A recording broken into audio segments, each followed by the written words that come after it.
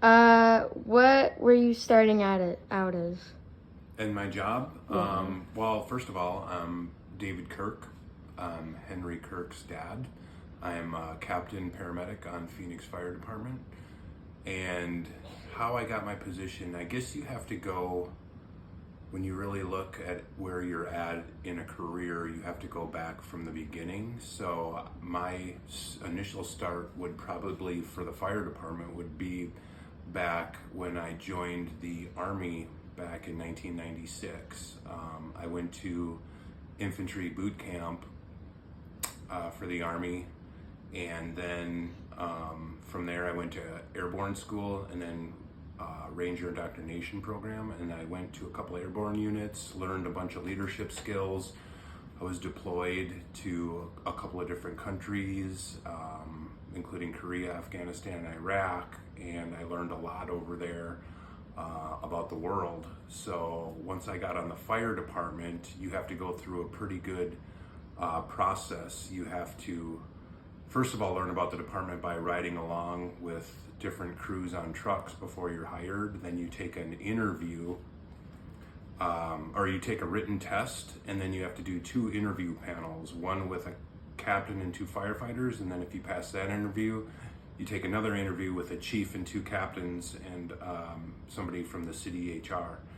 Once I went through that and got hired on, you then go through a 16-week rigorous academy that tests your mental and physical strength, and you learn the basics on how to be a firefighter and an EMT, which you already have to go. You have to go to be a fireman on Phoenix. You have to go through EMT school.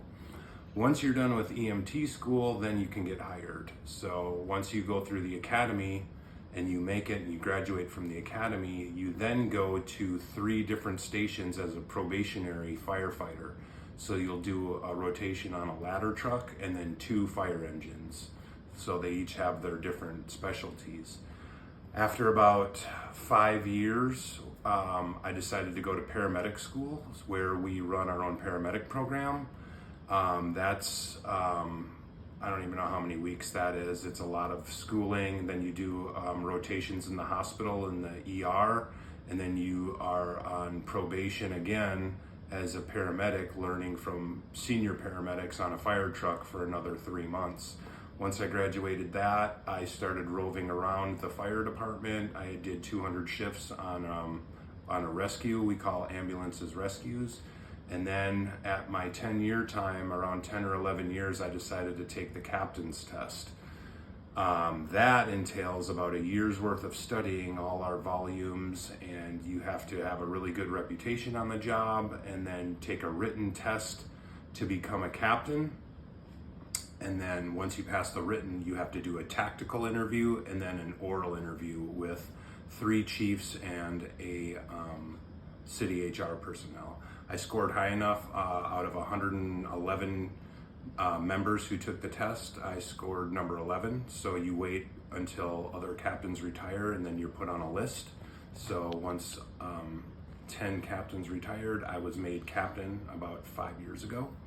And then I was roving around as a captain. I became the EMS training captain, so I was in charge of all the training for emergency medical services for our paramedics and our EMTs, department-wide training, their recertifications and things. And then I was asked to run a pilot program for member services, where I now run a fully functional section as taking care of our members' mental health after traumatic calls and all their families' problems. So that right now is where I'm at. I'm the division captain for member services for Phoenix Fire Department.